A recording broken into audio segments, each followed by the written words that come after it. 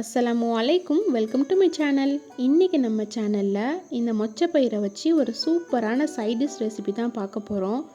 Weight loss பண்ணுறவங்களுக்கு இது ரொம்ப யூஸ்ஃபுல்லான ரெசிபியாக இருக்கும். மறக்காமல் இந்த ரெசிபியை ஃபுல்லாக மிஸ் பண்ணாமல் பாருங்கள். வீடியோ பார்க்குறதுக்கு முன்னாடி நம்ம சேனலை மறக்காமல் சப்ஸ்கிரைப் பண்ணி சப்போர்ட் பண்ணுங்கள்.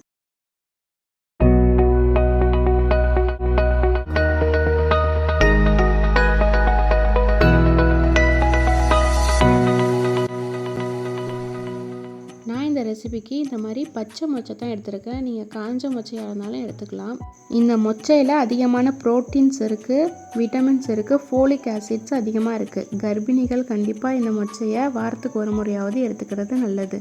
கடாயில் 1 கப் அளவுக்கு மொச்சை சேர்த்துருக்கேன். இதில் 2 கிளாஸ் அளவுக்கு தண்ணி சேர்த்து கொஞ்சமாக மஞ்சத்தூள் உப்பும் சேர்த்து வேக வச்சு எடுத்துக்கலாம்.